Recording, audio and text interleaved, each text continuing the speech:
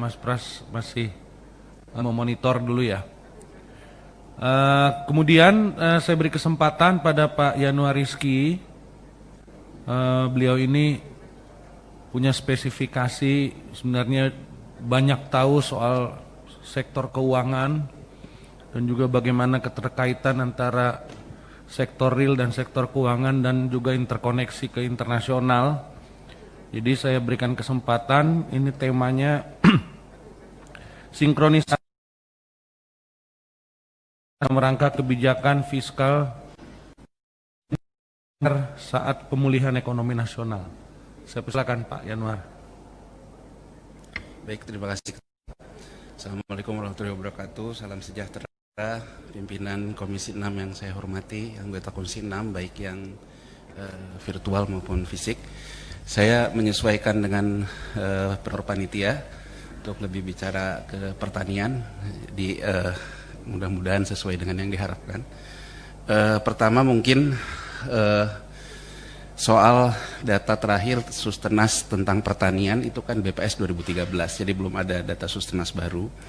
Nah, kalau kita lihat dari 2003 sektor rumah tangga pertanian itu kemudian turun, perusahaan atau korporasi pertanian cenderung tetap, tapi banyaknya lebih sektor rumah tangga dalam pertanian kita. Nah, di sini juga kalau mungkin 2003 adalah awal pemulihan kita dari krisis moneter. Jadi 2002 setelah inflasi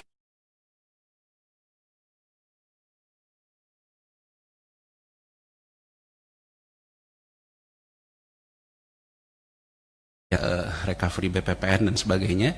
Tapi sebetulnya ada catatan dalam LOI IMF, penanganan inflasi kita agak berubah dalam secara struktural menjadi sangat monetaris, di mana inflasi dibebankan ke Bank Indonesia untuk mengatasinya. Jadi artinya fungsi Bulog yang tadinya sebagai negara yang sama dengan Bank Indonesia. Jadi kalau dulu kan walaupun dua-duanya sama-sama kabinet berbeda.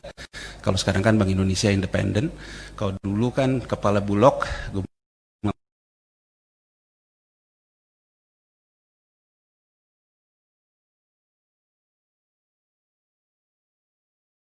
kita melakukan reformasi, akhirnya Bulog menjadi BUMN dalam bentuk perum.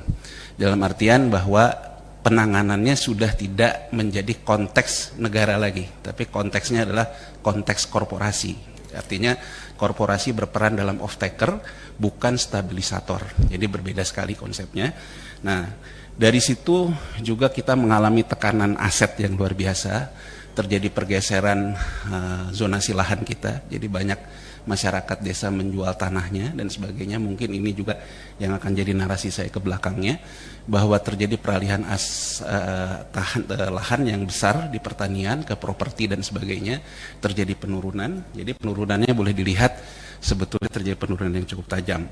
Tapi kalau kita lihat per sektor, sebetulnya petani pangan kita cenderung masih so-so, jadi artinya penurunannya hanya kecil, tapi yang menjadi catatan di sini adalah hortikultura. Jadi artinya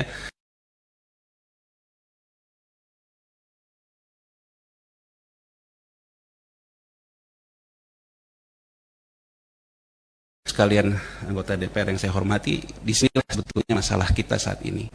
Jadi hortikultura itu kalau kita lihat di nasional maupun kalau kita jalan-jalan ke petani, hortikultura itu marginnya lumayan dibandingkan petani pangan. Tapi masalahnya kita sudah lama mengabaikan hortikultura. Jadi hortikultura dari set dia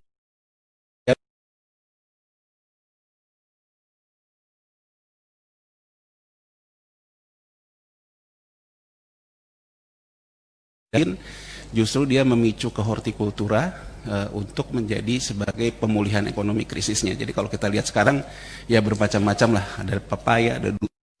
Nah, ini memang hari itu bukan itu kan memang bahwa investasi itu kan transaksi hari ini untuk masa depan, sehingga harapannya kalau hari ini kita pemulihan ekonomi ya masa depan kita lebih baik gitu. Nah, kalau kita lihat perkebunan, kalau yang sisi korporasi itu di kebun. Jadi korporasi tidak juga tertarik ke pangan, tidak tertarik ke hortikultura. Lanjut mungkin. Perhatikan dari sisi jumlah rumah tangga pertanian berdasarkan golongan luas lahan. Petani kita ini problemnya simple, kecil. Dapat penugasan di Pupuk Indonesia, sehingga saya juga pernah lihat pertanian itu. Kalau di negara lain yang namanya pangan, selalu konsep food estate memang. Jadi lahannya besar, kecil-kecil, sehingga akhirnya margin yang kecil-kecil itu kalau lahannya besar jadi besar. Nah, problem di kita, lahannya kecil-kecil, udah gitu rawe-rawe rantas, keroyokan. Jadi, kalau dilihat, kita punya persoalan yang sangat mendasar, struktural sekali. Kita memiliki lahan yang... Nah, karena lahan yang sangat kecil itu, kalau di yang sebelahnya dari hasil Sustenas juga, sebagian besar petani itu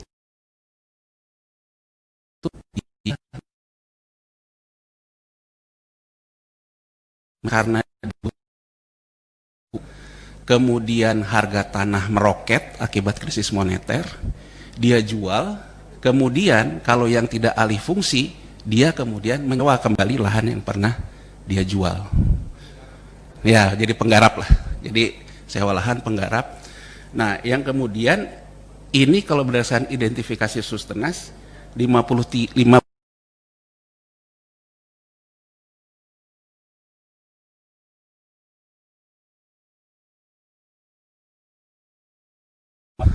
luas lahan yang digarap. Jadi kalau petani kita itu kalau 12 bulan dia dapatnya 12 juta berdasarkan Sustenas per lahannya. Itu keuntungannya. Sehingga marginnya tidak ada. Sehingga Bapak Ibu sekalian kalau lihat data-data pertanian, berkurangnya kelompok tani kita dan sebagainya ya karena memang marginnya sudah tidak menarik. Nah, jadi di kita ini pertanian berada dalam kondisi kita mengglorifikasi kegureman. Jadi mohon maaf, dari sejak reformasi ini, dari kampanye ke kampanye, dari pemilu ke pemilu, yang namanya swasembada, kita selalu menjual yang namanya, tapi sebetulnya kita tidak kemana-mana, di situ-situ saja. Karena persoalannya ada di lahan. Jadi kalau kita lihat di banyak negara, ya memang harus disertai oleh land reform. Nah, kalau kita lihat pemerintahan Jokowi yang pertama mencoba melakukan land reform terbatas dengan perhutanan sosial, tanahnya perhutani yang bagi-bagi dan sebagainya. Ya memang persoalannya ada di sisi lahan. Itu satu. Sudah penyeragaman pangan. Karena zaman Orde Baru kan dulu pangan itu yang namanya makan ya beras. Diseragamkan makan beras.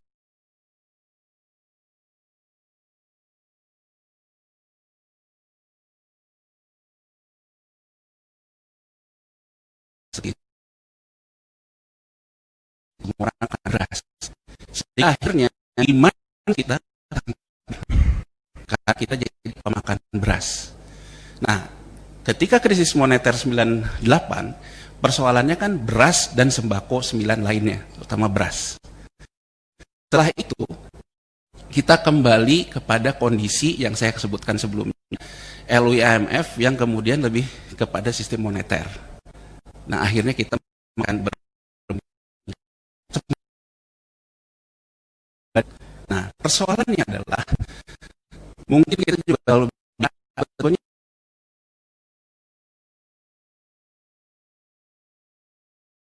ya, menurut pemahaman saya dan juga sepanjang saya melihat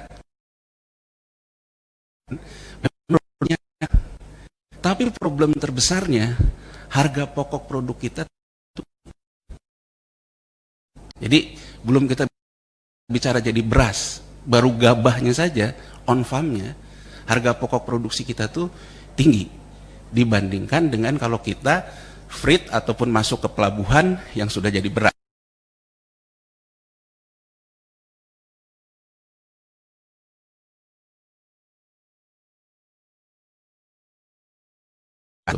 Antara satu ingin swasembada, satu lagi menghadapi masyarakat banyak yang beras naik Rp1 pun teriaknya minta ampun. Nah, jadi kalau menurut saya, karena ada dua sisi yang saling kontradiktif ini, muncullah sebuah kebijakan yang mixed pricing akhirnya. Jadi mengkombinasikan antara menyerap Bulog dengan mekanismenya, cuman karena Bulog juga harus untung karena korporasi, dia menyerap juga, plus impor.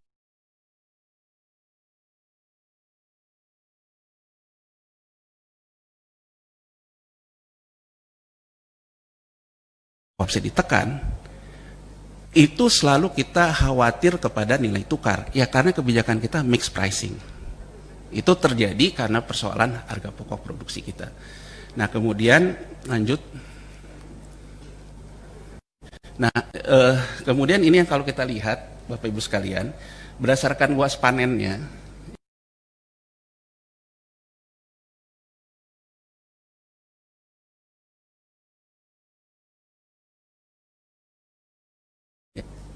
ini mungkin yang sekarang jadi isu, termasuk mungkin di bawah Bapak Ibu sekalian, subsidi pupuk turun dasarnya ya karena produksi dan lahan turun.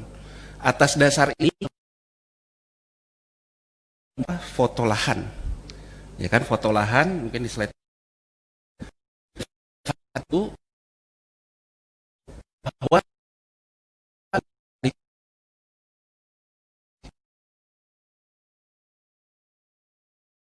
cerita intro saya, ini yang kita hadapi dibandingkan negara-negara Filipina, Cina, India, Thailand, dan Vietnam. Ini adalah harga pokok produk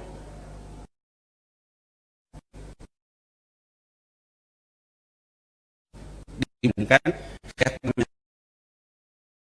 15,08. Jadi kalau kita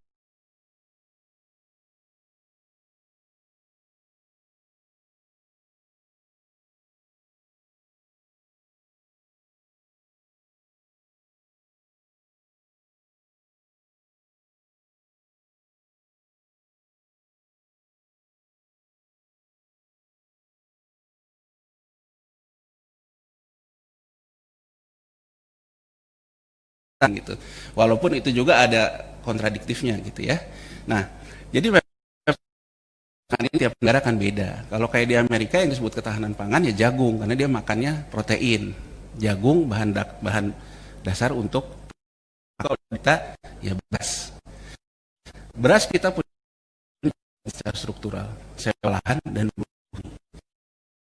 struktural ini akibatnya tuh kalau menurut saya tuh tadi yang saya sudah jelaskan inflasi tadi. Nah, yang jadi masalah kegagalan transformasi struktural on farm kita. Akibat kita sangat jadi bangsa yang sangat monetaris. Akibat LOI IMF, kita sibuk ngurus pokoknya inflasi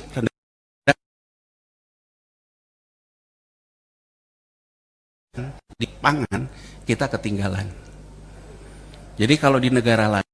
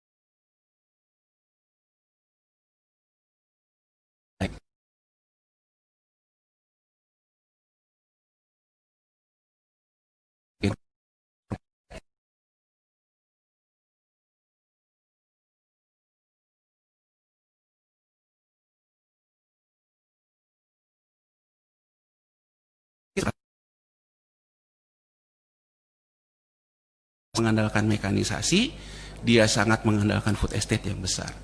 Pertanyaannya, orang yang tadinya petani lahan kecil dikemanakan? Nah, menurut pemahaman saya, di sini memang nggak sinkronnya kita. Kalau di negara lain, mereka yang lahan kecil digeser ke hortikultura dengan bantuan pemerintahnya dalam hal satu input subsidi, yaitu dalam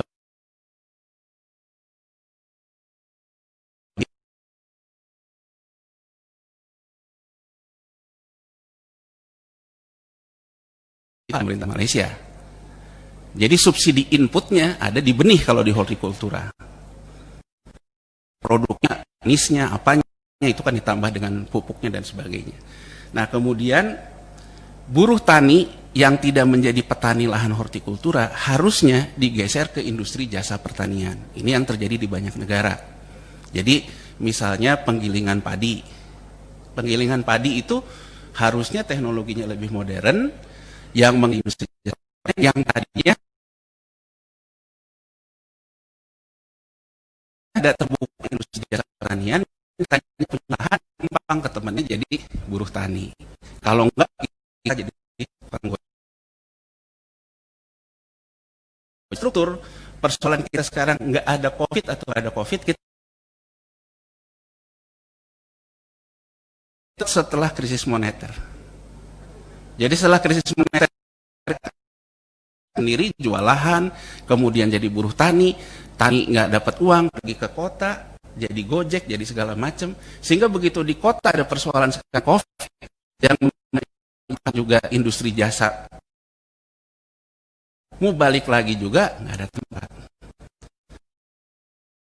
Persoalan kita lebih kepada masalah itu. Yang selanjutnya, nah jadi Bapak Ibu sekalian, itu gambaran dari sisi petaninya, saya mudah-mudahan seperti ininya. Nah kemudian ini yang sekarang yang jadi dasar. Jadi saya nggak tahu apakah pemerintah itu lagi mencoba supaya fiskal ataupun uang APBN-nya cukup, subsidi pupuk itu dikurangi karena memang mau dikurangi secara konteksnya supaya anggarannya cukup buat yang lain. Ini bapak-bapak di DPR lah yang bisa bertanya. Tapi yang jadi dasar alasan pemerintah adalah pemotongan lahan ini yang dilakukan RDPR. Bahwa lahan itu kan si pupuk itu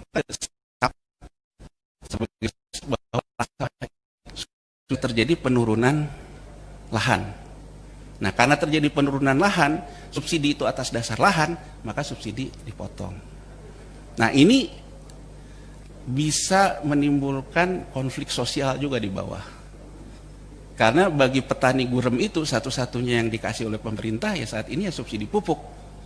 Kalau yang kemarin dia nggak dapat, jadi nggak dapat, ya ribut juga gitu. Definisi petani gurem masih yang punya lahan atau buruh tani? Punya, yang penting dia ngelola lahan. Oh, tidak harus milik dia tanahnya. Nah, bicara ini memang datanya juga jauh bermasalah. Ngomong realnya kan ini dasarnya RDKK.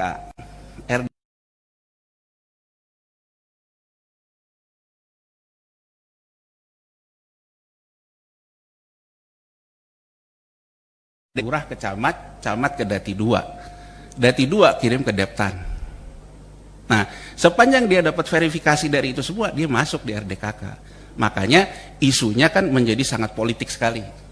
Ada orang yang harusnya dapat nggak dapat, tergantung kedekatan sama Poktan dan nggak Poktan. Yang ini yang coba diatasi oleh pemerintah dengan kartu tani kan gitu. Nah, cuman kalau pemerintah sekarang bukan dasarnya dari foto lahan, tapi kalau pengalaman saya waktu di Ungaran, orang yang nggak ke foto lahan ini, jadi di lahannya di fotonya rumah. Tapi dia waktu itu pernah saya ke Ungaran, dia ngomong, ini saya bukan rumah, saya masih punya sawah, sawahnya yang dikasih oleh perhutani. Tapi itu kan masuk objek kakak, jadi memang nggak mudah gitu, apalagi kan David gitu. Jadi saya harus hati-hati juga mengelola perubahan ini gitu, karena kalau di masyarakat itu, dan yang harus dilihat tuh begini Bapak Ibu sekalian, masyarakat kita tuh udah candu sekali sama urea. Jadi udah, mohon maaf gitu, candu lah, seperti merokok juga gitu. Jadi kalau nggak dikasih urea, tanahnya dia merasa nggak akan hijau royo-royo gitu. Problem gitu. Mungkin selanjutnya. Nah, ini jadi sekarang satu-satunya kebijakan pertanian kita itu saat ini adalah subsidi input. Dalam hal ini pupuk. Itu pun dikaitkan dengan pangan. Nah, yang melaksanakannya adalah korporasi BUMN. Pupuk. Jadi masih 9,5 ton. Ya, sekarang udah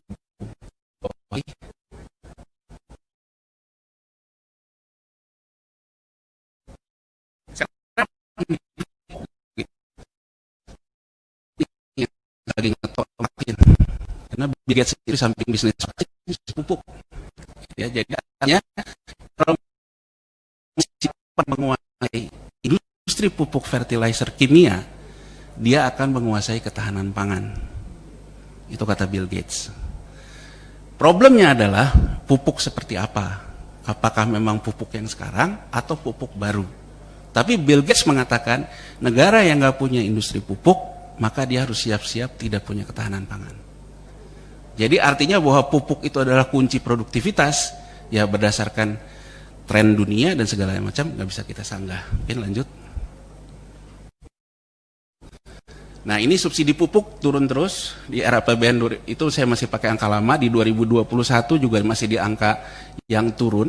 Nah, di dikurang atas dasar pengolahan ini tadi sudah saya katakan, ketika angka optimal di 9,5 juta ton, nilai kebutuhan permintaan RDKK yang ditanyakan oleh Pak Martin tadi dari bawah sampai ke atas itu totalnya 16,5 juta ton.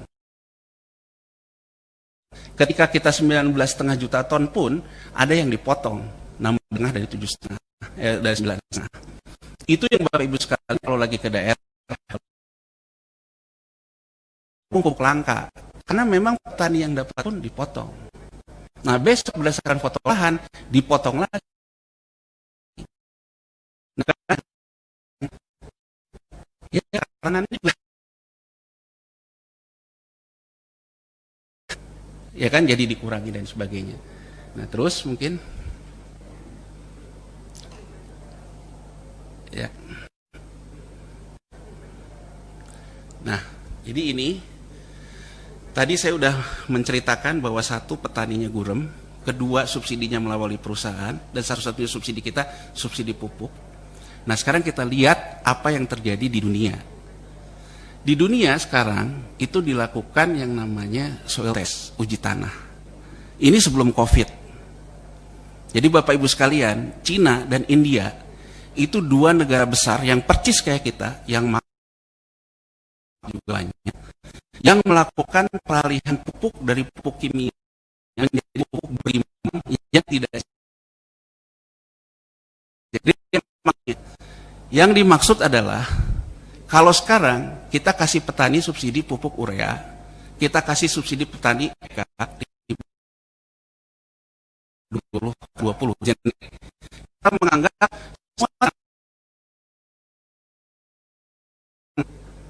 tinggal kasih urea, tinggal kasih NPK, maka produktivitas akan naik. Nah, trennya sekarang di dunia tidak seperti itu. Ini yang selalu orang katakan tentang 4.0 pertanian, precision farming. Jadi yang tanah dilakukan uji tanahnya membutuhkan ureanya berapa, mineralnya berapa, kapurnya dan sebagainya, sehingga itulah pupuk untuk dia. Sehingga produktivitas berdasarkan dokter spesialis lah, bukan dokter generik gitu. Kalau dokter generik kan mau sakit jantung kayak mau apa kayak saya kasih obat yang sama. Nah, salah buat industri pupuk kita, terutama BUMN pupuk kita. Bapak Ibu sekalian, kalau di 2000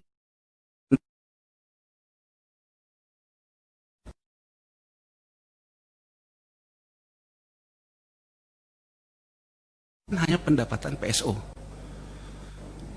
Ekspor nggak bisa karena harganya jatuh. Kenapa harganya jatuh? Karena Cina menutup 40% ureanya.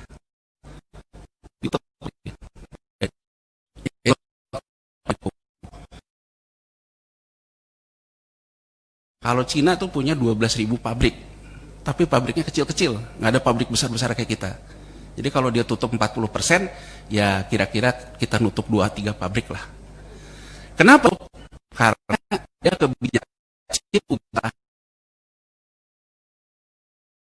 urea tidak dengan produktivitas. kemudian mungkin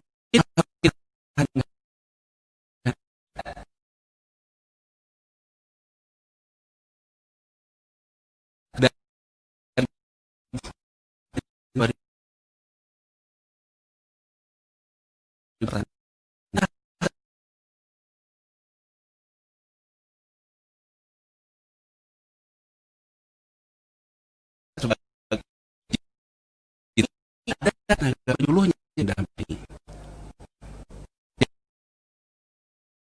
Ya, artinya sama petani kita.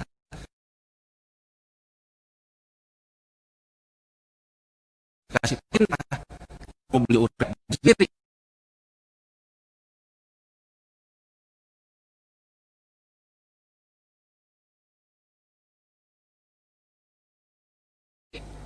Petani mereka sadar bahwa pemupukan lama harus, karena dasar produktivitasnya yang meningkat. Nah, keberhasilan Cina ini diadopsi oleh India.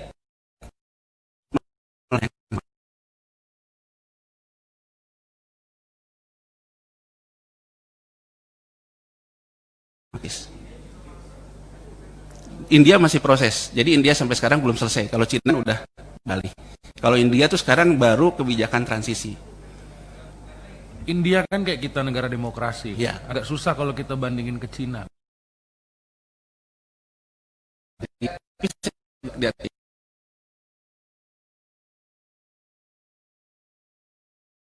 Pasti berisik karena demokrasi dan sebagainya nggak kayak di Cina gitu. Cuman itu berpengaruh besar terhadap industri pupuk. Jadi demand-nya terdiskon di saat semua negara termasuk kita membangun pabrik-pabrik urea besar offline. Harganya jatuh. Nah, karena itunya pemain dunia dia menginginkan kartu ini diliberalisasi. Tidak hanya milik lagi BUMN pupuk yang termasuk pembinaan. Karena satu-satunya negara yang kebijakannya masih pupuk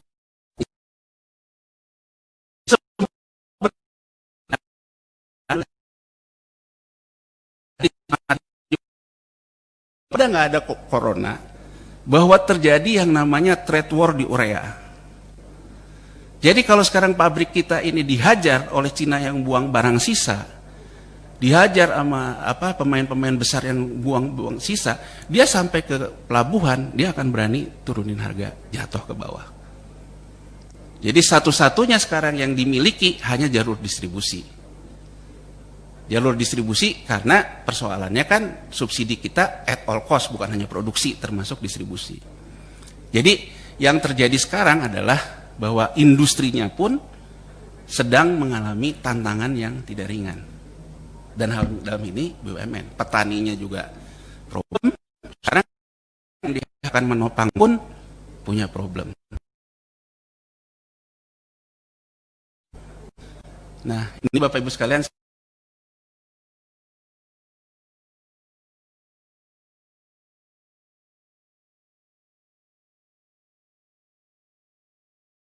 tapi harus diakui bahwa urea sudah law of diminishing return. Jadi kita kasih urea sebanyak-banyaknya ke tanah, udah nggak ada kaitannya sama produktivitas. Unsur haranya udah, ya itu datanya begitu. Jadi artinya bahwa sebetulnya di samping karena foto lahan, sebetulnya memang urea ini sudah dalam posisi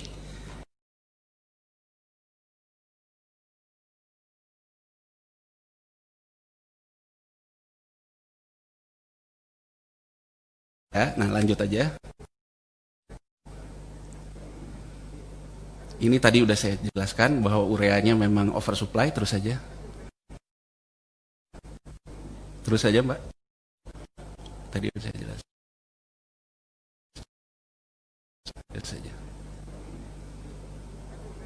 Nah, tapi kembali ke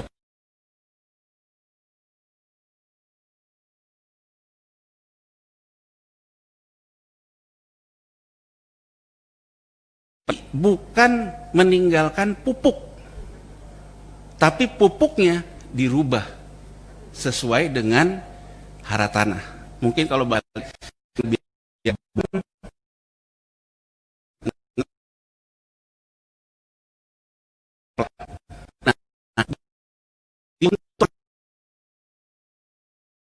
sebetulnya dilakukan soil test, kemudian si haranya itu dinormalkan lagi namanya sih. Jadi misalnya dikasih kapur, tadi pertanyaan Bapak, kita tahu kapur, dikasih mineral, dikasih segala macam, unsur haranya kita sampai hari ini, jangankan deharanisasi, program soil testnya aja kita belum lakukan. Jadi Bapak Ibu sekalian, kalau kita mau bicara pemulihan ekonomi, di saat orang sekarang lagi krisis, lagi bingung, sebetulnya yang bisa kita kerjakan dan mengerahkan orang-orang juga yang menyerap yang tadinya miskin kota yang tidak ada kerjaan, ya disuruh melakukan soil test secara berjamaah. Gaji, ya digaji, dikerja untuk pemerintah, seperti dealnya Roosevelt. New Deal-nya Roosevelt kan bahwa masyarakat bekerja ke pemerintah bangun irigasi. Nah, mungkin kalau kita kerja ke pemerintah ngurusin soil test. Nah, kemudian ya untuk soil testnya citra satelit dan sebagainya. Itu saya belum masuk dalam kerangka pemulihan ekonomi, padahal itu ya tinggal kerja aja gitu, tinggal disuruh gitu.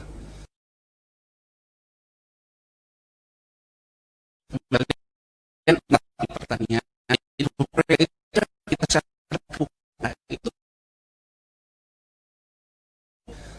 organisasi itu 20. Organisasi yang saya bilang berimbang NPK itu 3. Nah, 4-nya precision farming. Mungkin lanjut.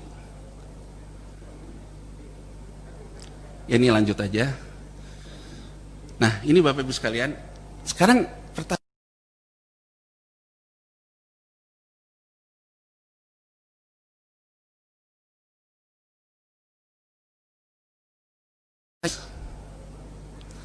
Jadi pertama saya bukan orang pertanian, juga bukan orang pupuk, ya seperti Pak Martin katakan, saya orang bursa gitu. Ya, pertanyaan saya, kenapa HPP kita kalah sama Cina dan sebagainya? Penjelasannya adalah HPP kita 70%-nya dari gas. Loh, kan kita betulnya Bapak Ibu sekalian, kalau kita mau fair, subsidi itu datangnya sebagian besar, kan orang selalu menuduh. Perusahaannya mana? Perusahaan pupuk kah?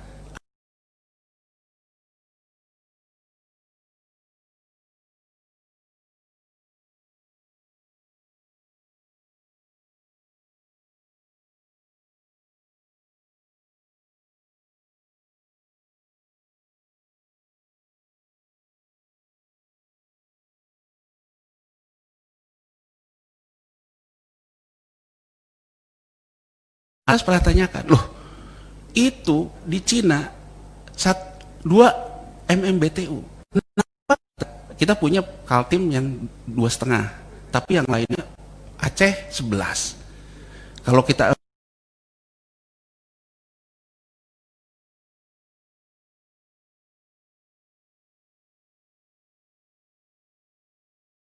gasnya nggak kasih, ya udah kalau ambil LNG dapat angka yang sama. Nah, dari situ saya, karena kebetulan saya memang orang produsen gas,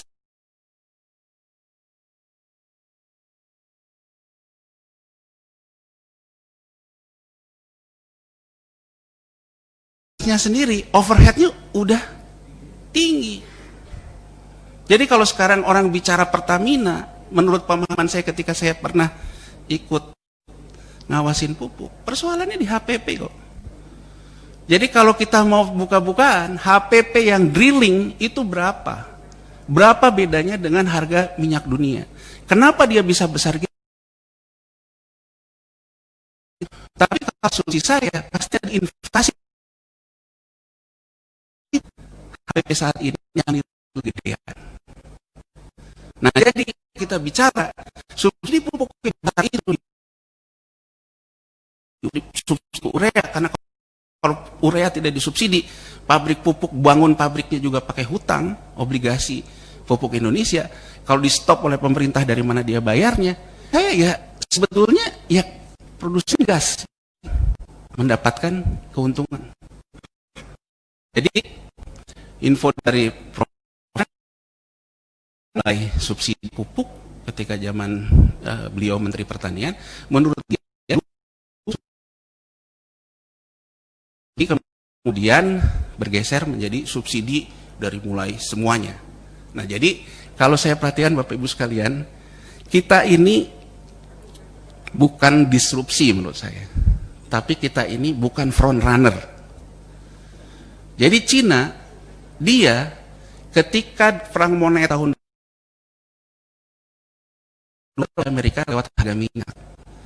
Nah, setelah itu dia beli batu bara dari mana-mana, termasuk dari kita, bukan nggak punya. Cina melakukan gas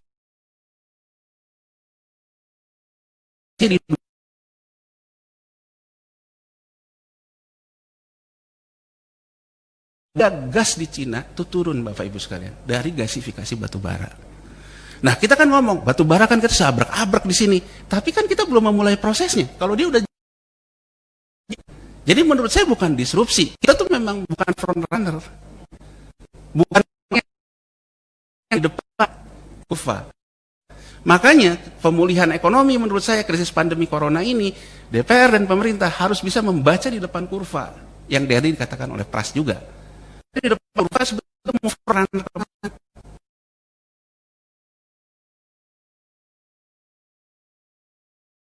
Mengajarkan di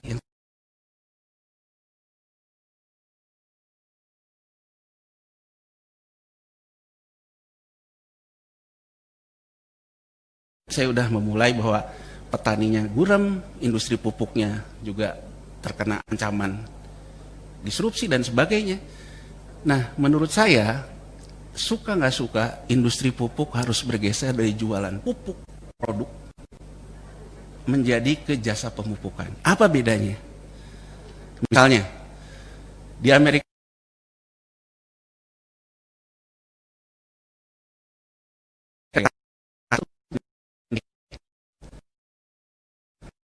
agrium dan potas menjadi nutrien, menjadi konsolidasi ya, kalau di kita holding lah. Kemudian dia spin off, satu yang urea, satu yang NPK. Nah, dalam proses itu yang dilakukan oleh dia, yang dia jual itu jasa pemupukan. Jadi kebetulan karena saya pernah lihat ekosistem pertanian di Amerika Serikat, jadi kalau di mereka, mungkin kalau di kita konsepnya itu kayak koperasi lah, anggota taninya dia itu punya yang namanya toko tani.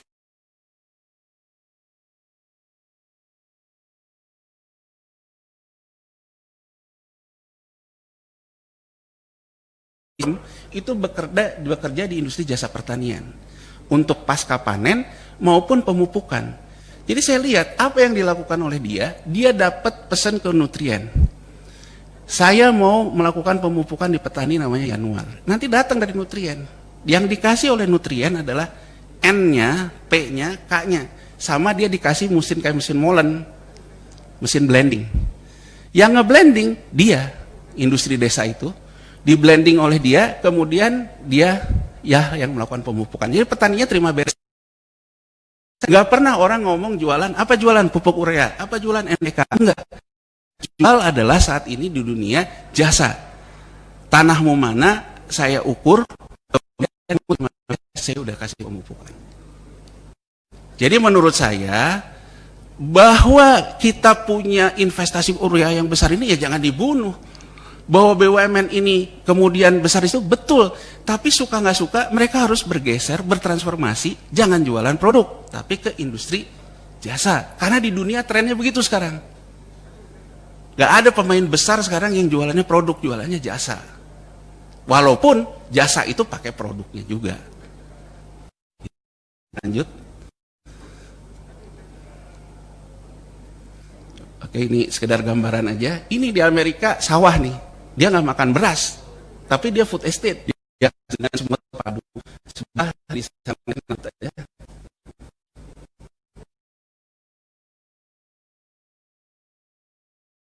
Ya. Jadi kalau di Cina yang pernah saya lihat, dia soil testnya pakai mobil robot, kemudian dikirim, kemudian di blending di pabrik pupuknya BUMN juga, dimasukin drone-nya yang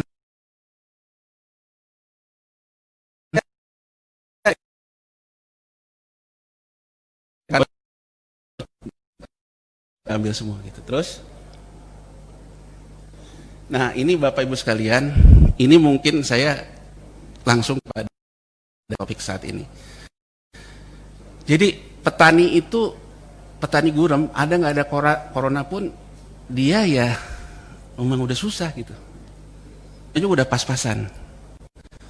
Nah sekarang petani gurem itu sebagian besar di Jawa, terus Sumatera Utara ke atas, terus Papua. Kemudian kita perlu apakah dalam jangka pendek ini cetak sawah di Kalimantan itu adalah kebijakan yang tepat? Ini menurut saya. Karena menurut saya COVID ini kan menimpa yang namanya daya beli, menimpa yang namanya orang itu mulai nggak eksis gitu. Sementara kan di Kalimantan kan sebetulnya betul lahannya kosong, tapi kan di situ nggak ada orang gurem. Jadi menurut saya kalau orang gurem di Jawanya nggak dikasih bantuan, apa nggak bahaya gitu? Jadi kalau menurut saya, kalau memang isunya kita ingin menaikkan produksi beras,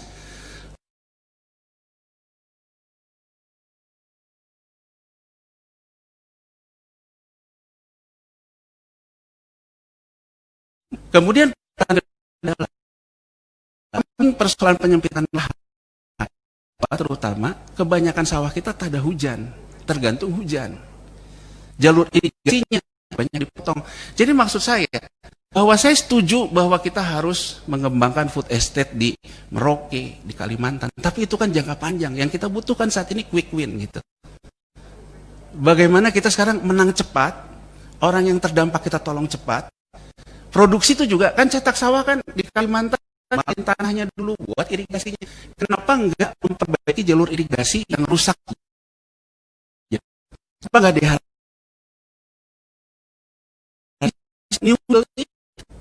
Dia bekerja di situ, dia terdampak, naik kalau dia tidak ada hujan, karena irigasinya diperbaiki. Talin yang kerja sinkron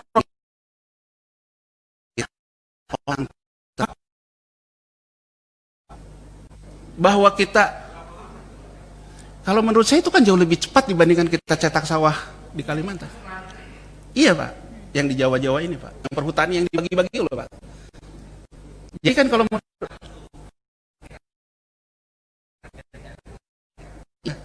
itu dulu gitu, karena itu terdampak bahwa kita perlu cetak sawah, setuju. Tapi ini kalau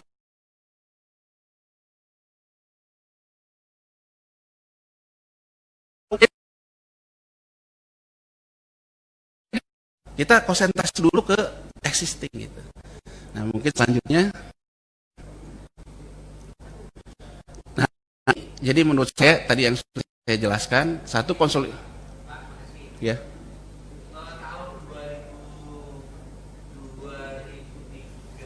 Ya.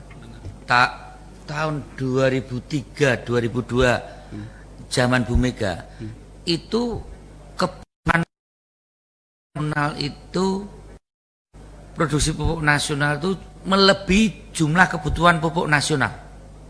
Sampai pengecer itu jual di bawah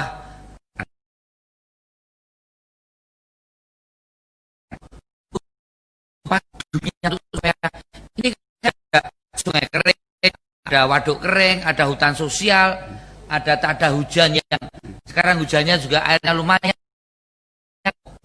Kalau itu pupuk itu ditambahkan 1,5 kali yang sekarang, kita tahu urea.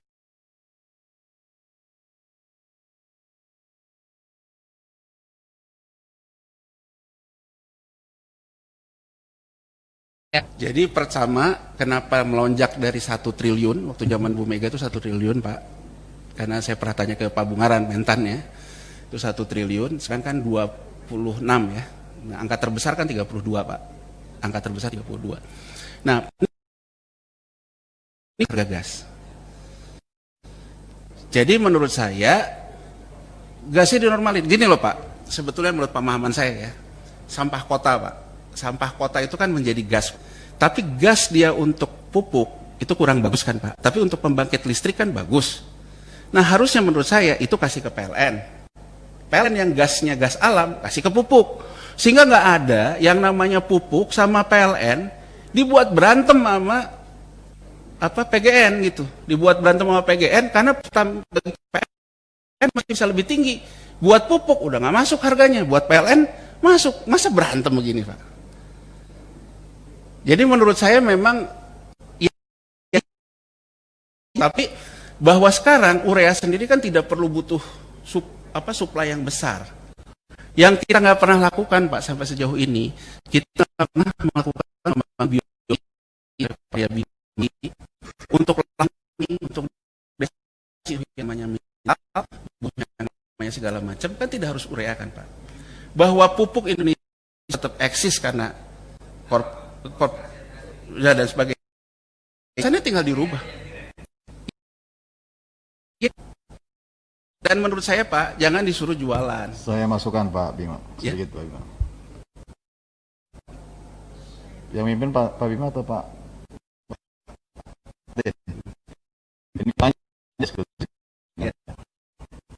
Saya dengan Mbak Eni itu juga tidak pernah selesai gitu ya. Nah, oleh karenanya menurut saya kalau mau didalami sedalam-dalamnya, para penting ekstensifikasi, intensifikasi, atau diversifikasi, ini 3 aspek yang tidak bisa dipisahkan. Konteks makronya ya di sini, gitu justru.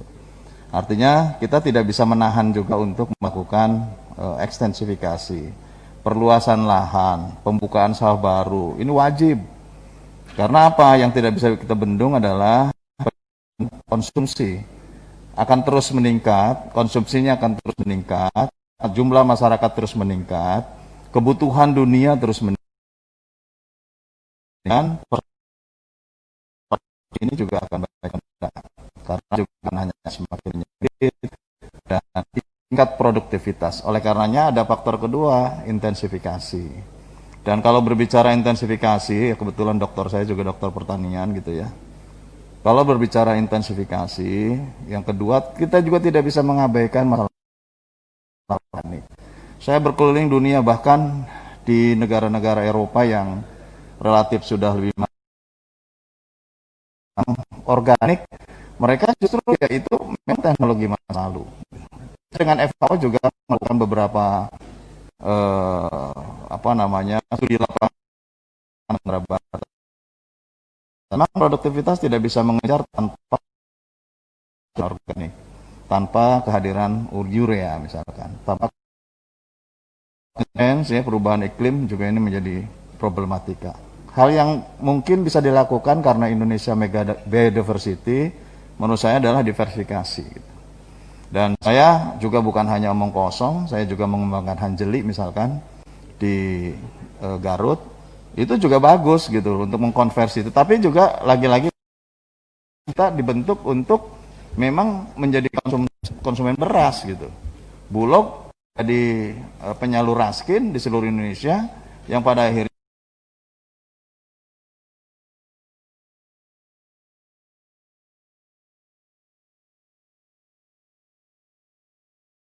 bahwa budaya sebelumnya kita konsumen itu bukan beras gitu. Ini kan persoalannya karena butuh sawah luas itu karena kita konsumennya mengkonsumsi beras gitu. Gitu maksud saya. Nggak, ini ntar lagi selesai. Enggak, saya ingin agak sedikit men-challenge tadi.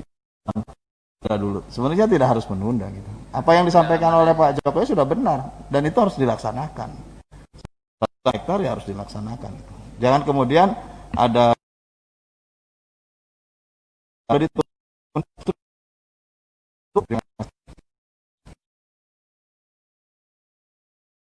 tuntaskan aja ya soal itu ya gitu, bahwa ini beberapa pandangan saya terhadap kondisi petani, kondisi fiskal kita, statusnya subsidi di pupuk, penugasan dan sebagainya. Jadi menurut saya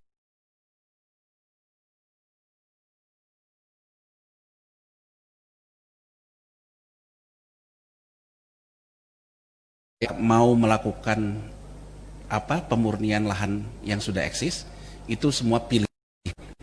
Tapi kalau saya melihatnya dalam jangka pendek, kita harus melihat dulu pandemi ini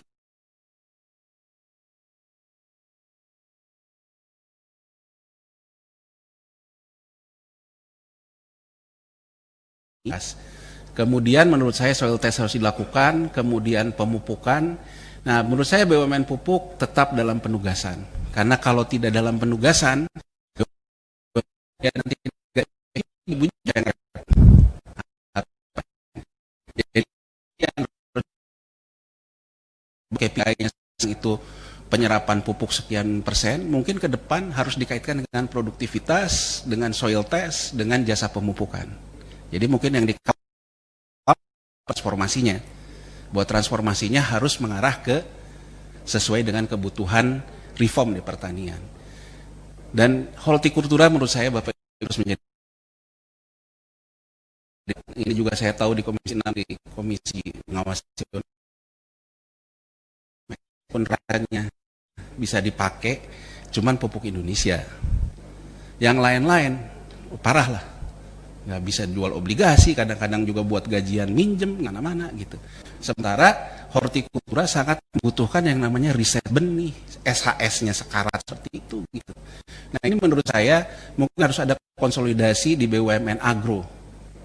Mungkin harus dilihat, jangan dilihat sekedar pupuk sebagai pupuk gitu. Mungkin BUMN agro secara keseluruhan harus dilihat bahwa misalnya Bayer Jerman dengan dia membeli Monsanto. Monsanto kan benih gitu. Jadi sekarang tuh konsepnya memang link akuisisi di agro. Jadi mungkin itu harus dipertimbangkan, terutama terkait menghidupkan lagi hortikultura. Kemudian biofuel yang menjadi target pemulihan ekonomi menurut saya juga harus dijadikan dalam skema off-taker sawit rakyat. Karena kan sawit itu tidak semuanya, perkebunan ada sawit rakyat. Nah, optimalisasi dana yang lewat BUMDes. Menurut saya yang tadi saya katakan, kampung kepung kota gitu. Korporasi pertanian harus dijadikan. Kan mungkin karena kemarin ada corona, kita sempat lupa kan. Sebetulnya kan korporasi pertanian lewat BUMDes itu harus dijalankan. Ini point of view-nya. Kemudian selanjutnya, baik Mbak. Nah, kan kita tanya nih, cetak uang, cetak sawah, duitnya dari mana? Nah, ini mungkin ya kalau ini memang dunia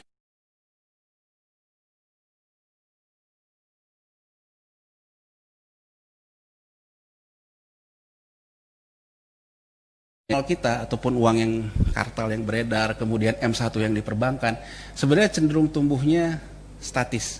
Tapi M2 kita luar biasa tumbuh pesat. Artinya sejak kita menerapkan rezim devisa bebas dari LOIMF, pasar keuangan kita menjadi ramai. Dan uang likuiditas kita ada di pasar keuangan. Lanjut. Nah ini mungkin penelitian yang pernah saya lakukan dari 2002 sampai 2014. Ya penelitian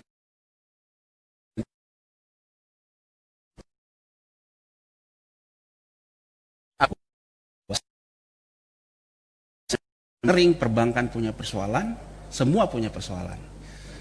Suka nggak suka, drivingnya adalah kebijakan cetak uangnya The Fed. Jadi menurut pemahaman saya, kalau sekarang ada orang ngomong modern monetary theory, cetak uang, kita sendiri cetak uang, tapi numpang kepada cetak uangnya The Fed. Itu yang terjadi faktanya. Kalau kita mau ngomong gagah-gagahan, ya betul. Kita cetak uang sendiri aja nggak ada The Fed, tapi persoalannya The Fed gimana juga mendapat mandat karena menang perang dunia kedua, Bretton Woods Agreement gitu. Dia bisa seenak-enaknya cetak uang. Nah, harga yang harus dibayar volatilitas, suku bunga dan juga kurs. Jadi kita memanfaatkan cetak uang. Jadi kalau menurut saya ke depan The Fed akan terus melakukan yang namanya cetak uang secara masif. Karena itulah cara dia. Kalau The Fed melakukan masif cetak uang, terjadi nggak kekredit? Enggak. Jadi artinya bahwa sebetulnya kita akan mengalami krisis, menurut saya sepanjang jurusnya The Fed masih kayak gini, berdasarkan data yang ada, kita nggak akan pernah kekurangan yang namanya likuiditas. Tapi bunganya tinggi. Karena bunganya rendah, untuk dapat tinggi dia lempar ke negara berkembang termasuk ke kita. Jadi harga yang harus kita bayar apa? Surat utang negara pemerintah akan diserap, mainkannya lewat volatilitas. Ini yang jadi persoalan mendasar untuk masuk ke pasar keuangan, sektor keuangannya bergerak. Nah, Bapak Ibu sekalian, sekarang dia sendiri sudah melakukan akibat pandemi corona ini yang namanya pembiayaan ke sektor mikronya. Nah, kalau kita lihat pembiayaan yang ke sektor mikronya, mungkin ini yang jadi dasarnya kemarin muncul konsep bank jangkar dan sebagainya. Karena ngelihat si The Fed juga modelnya gitu, si sektor real, sektor usaha mikronya disekuritisasi oleh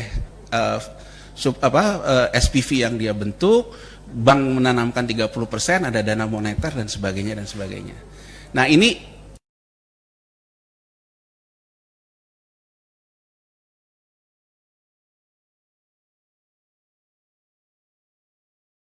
mungkin saya tidak populer untuk orang-orang yang alirannya,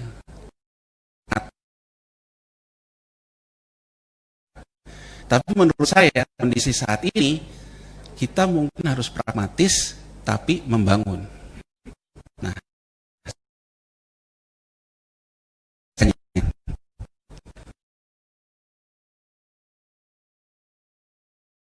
kemudian memanfaatkan momentum cetak uang yang dilakukan oleh The Fed, Euro Central Bank dan sebagainya, itu iya. Tapi soon itu harus dipakai dengan kebijakan belanja yang tepat. Nah, kalau menurut saya, narasi kebijakan belanja harus kampung kepung kota. Front runner kita di sini. Jadi kalau saya lihatnya bukan hanya sekedar yang kata bahwa kita harus melompat. Melompat berarti kita harus front runner. Jadi front runnernya kita harus menyiapkan yang namanya kampung kepung kota. Waktu 22. Kemudian dana QE masuk ke menurut saya gini Bapak Ibu sekalian.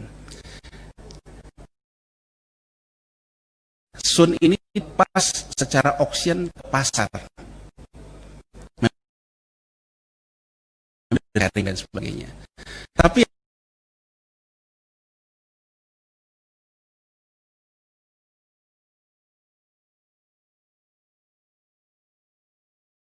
yang dia bisa ambil karena repo line bunganya lebih kecil. Tapi kalau orang yang ngambil repo kan bukan hanya BI, ada pelaku pasar. Kalau udah ke pasar kita, udah berapa kali rantai, akhirnya timbulnya 7%, 8%. Tapi kan kalau dari si The Fed-nya 2% plus margin yang didapat oleh Bank BRI misalnya, BRI kan dapatnya 2% sekian. Nah, menurut saya harusnya itu dioptimalkan untuk menyerap belanja yang lebih jelas. Nah, untuk menutup ini, menurut saya kita muter-muter dalam UKM itu karena tidak disekuritisasi. Karena UKM dan sektor kecil itu tidak bankable. Nah, ya harus ada BUMN yang neracanya masih cukup untuk dia melakukan sekuritisasi terhadap sektor mikro dan UKM. Di pangku, neracanya BUMN. Di pangku, di asetnya, aset saya, dia bisa lakukan sekuritisasi dengan obligasi BUMN.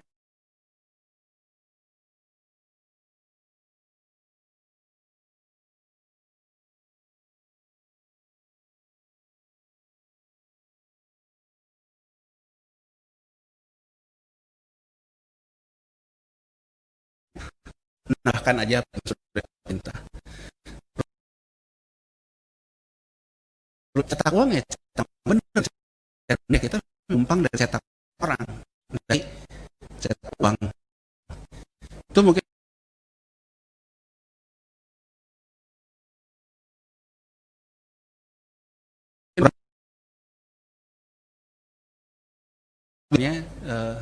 untuk menyampaikan secara holistik, ya semoga holistik lah. Terima kasih. Assalamualaikum warahmatullahi wabarakatuh. Terima kasih pada Pak Januariski. Kita ke narasi